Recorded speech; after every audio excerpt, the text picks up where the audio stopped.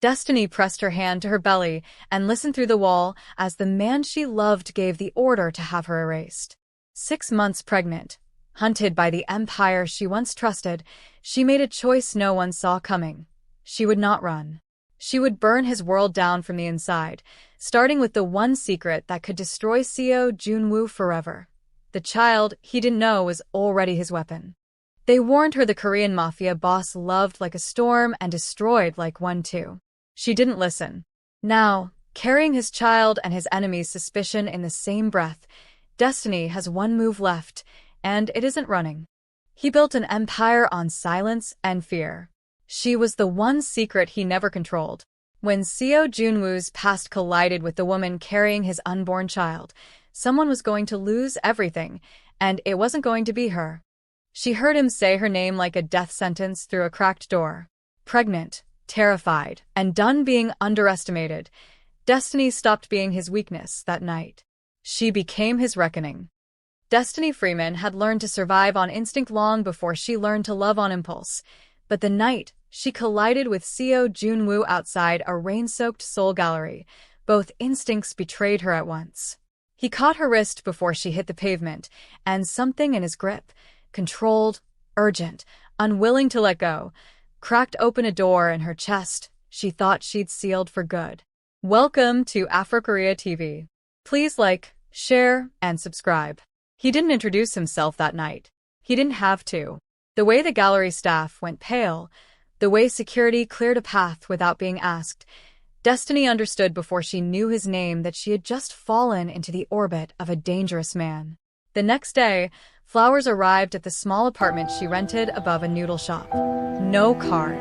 Just white orchids, her favorite, though she told no one here that. A few days later, he found her again, not by accident this time. He stood in the doorway of the language exchange cafe where she taught English part-time, dressed like a man who owned the building, which, she'd later learn, he did. Seo Junwoo, he said, finally giving her the name the whole city whispered with equal parts fear and reverence. Destiny crossed her arms. The Mafia boss. The businessman, he corrected, though the ghost of a smile betrayed him. She should have walked away.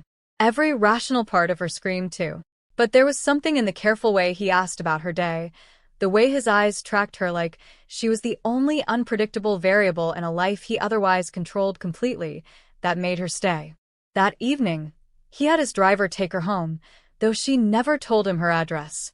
She confronted him about it, furious, and he only said, "I protect what matters to me. You mattered before I understood why." By the end of the week, Destiny found herself waiting for his black car outside the cafe, without meaning to. She hated herself a little for it. She was curvy, guarded, a woman who'd been discarded before by men who wanted her body and not her spine, and yet Junwoo looked at her like she was the most dangerous thing in Seoul, and somehow that felt safer than any gentleness she'd known. Rumors reached her fast. A rival gallery owner, drunk on soju and bravado, cornered her one night and flirted too close, his hand brushing her waist. Junwoo appeared like smoke, said nothing threatening, said nothing at all, but the man went white and left without another word. Destiny felt the jealousy radiating off Junwoo like heat from a blade left too long in a fire. "You didn't have to do that," she told him later, arms crossed against the cold. "I know," he said. "I wanted to." The following morning, he sent no flowers. Instead, he showed up himself, coffee in each hand, and sat across from her in silence until she softened enough to laugh at something he said. It was the first time she saw the boy beneath the boss, quiet, careful, starving for something he didn't know how to ask for. Weeks passed in stolen moments, late dinners in restaurants he cleared of other guests, walks through Seoul's back streets where his guards trailed at a respectful distance, phone calls that stretched past midnight where he asked about her mother back in Atlanta, her dreams, the life she'd left behind. He remembered everything. He acted on things she'd only mentioned once. Destiny told herself it was infatuation, nothing more. But when a scandal broke, a rival syndicate accusing Junwoo's family of a decade-old betrayal, and she watched him take blow after blow in the press with a stone face that cracked only when he was alone with her, She realized she'd fallen for the man beneath the myth. The catalyst came on a night thick with monsoon rain. An ambush meant for Junwoo caught Destiny instead, a black car forcing hers off the road, glass shattering, her scream lost in thunder. He arrived before the ambulance did, hands shaking for the first time she'd ever seen, whispering her name like a prayer he'd forgotten how to say. That night, in the hospital room lit only by machines and moonlight, something broke open between them. Fear stripped away every wall either of them had built. He held her hand until dawn, and when she finally looked at him, really looked, she saw a man terrified of losing the one thing his power couldn't protect. "Stay," he said, voice raw. "Not because I own you. Because I don't know how to survive this world without you in it." She didn't answer with words. She answered by not letting go of his hand.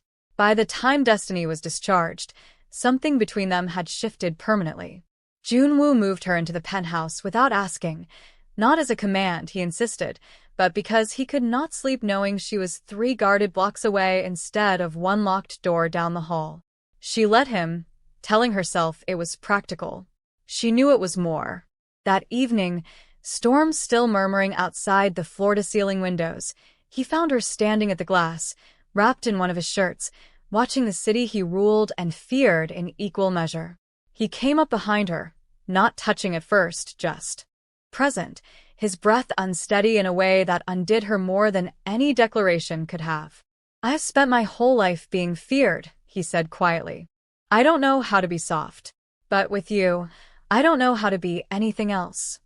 She turned to face him, vulnerability naked in her eyes. "I'm scared of what happens after," she admitted. "Men like you don't keep women like me." "Not really."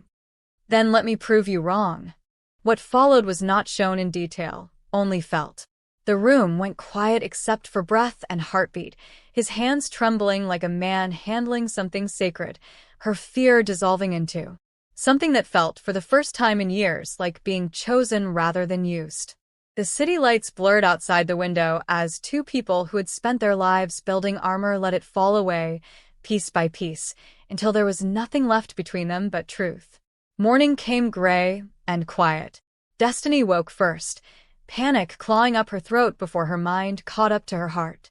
She had given him everything, and men like him, she told herself, discarded everything eventually. She dressed in silence and left before he woke, leaving no note, only an empty space in the sheets that would haunt him for days. He searched the city for her. Not with soldiers first, with his own 2 feet, canceling meetings that had waited years for his attention, walking into the noodle shop, the cafe, the gallery, asking with a desperation the underworld had never seen from him. When he finally found her 3 days later, sitting alone in a small church garden her mother used to write to her about, he didn't speak at first. He simply sat beside her, closer than strangers, farther than lovers, and waited. "I'm not leaving because I don't love you," she finally said, voice breaking. "I'm leaving because I do, and I don't know how to survive losing you the way I've lost everyone else." "Then don't survive losing me," he said. "Let me stay. Let me prove that you are not something I discard.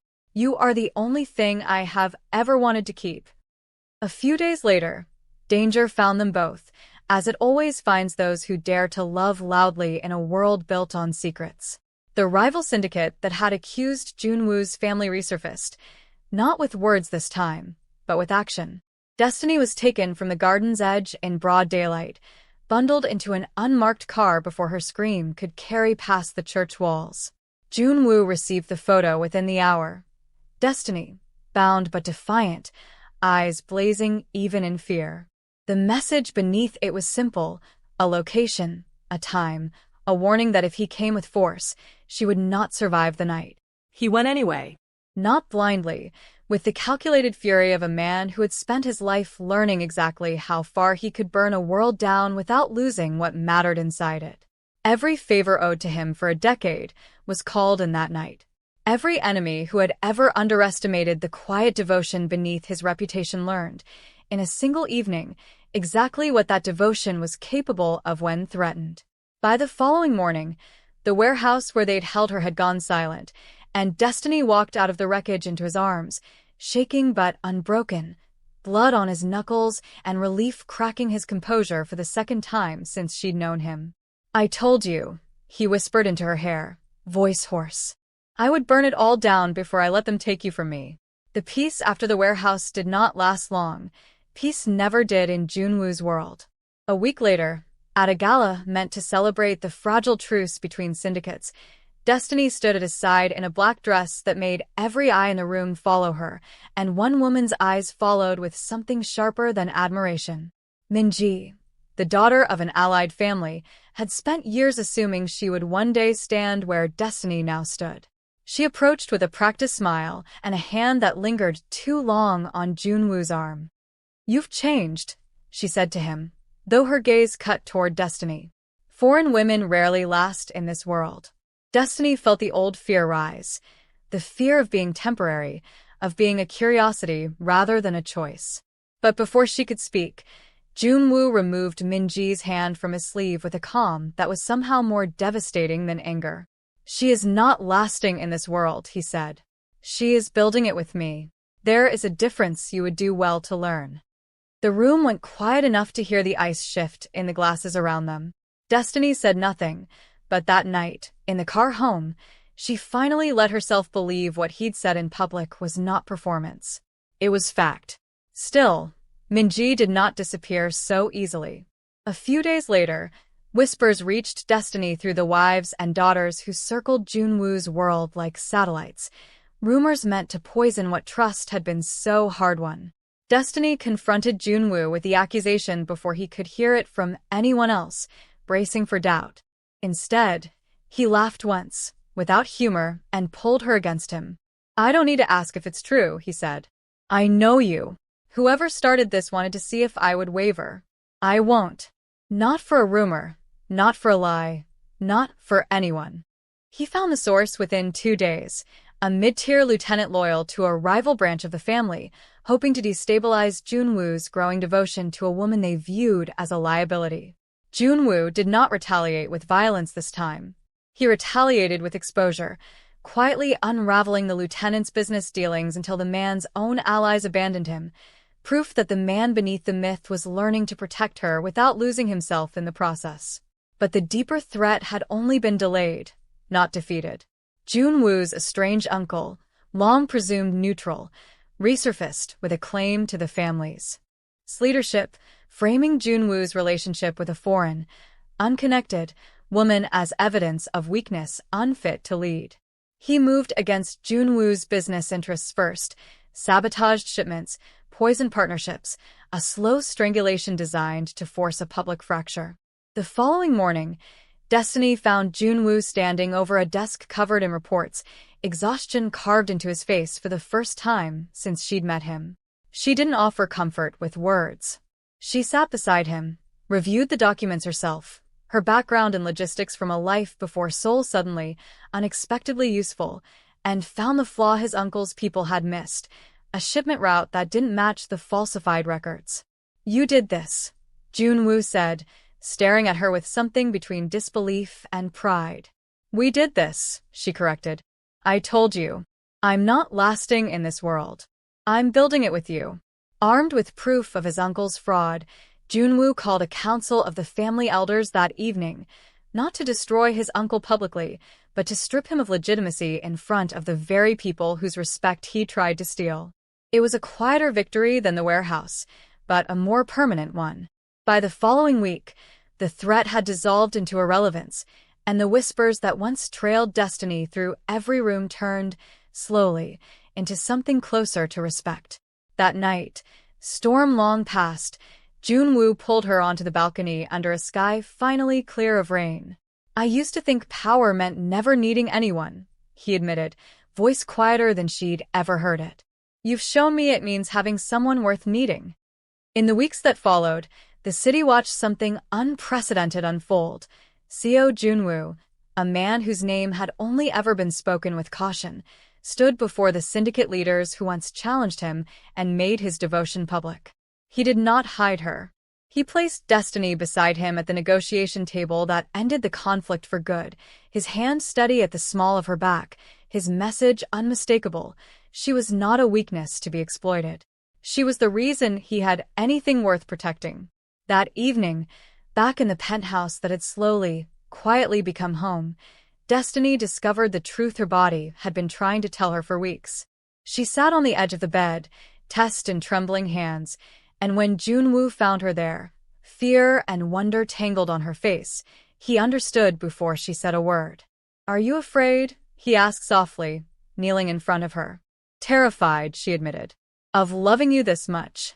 Of this world touching a child the way it almost touched me."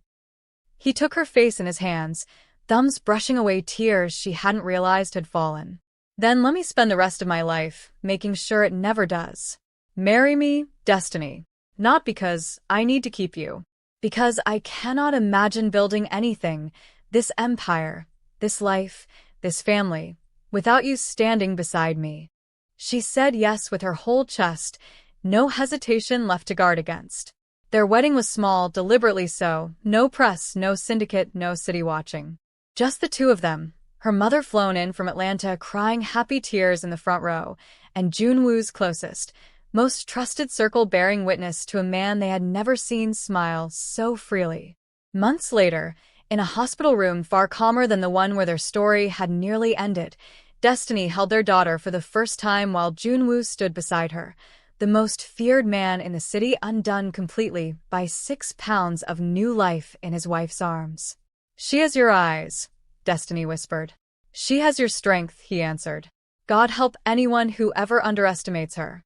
Outside, the city carried on, unaware that the Empire's most dangerous secret had never been a weapon or a rival. It had been love, patient and fierce enough to survive everything sent to destroy it. Inside, wrapped in quiet and lamplight, Destiny finally understood that some men didn't take. Some men stayed, and built, and protected, and made a broken heart believe in forever again.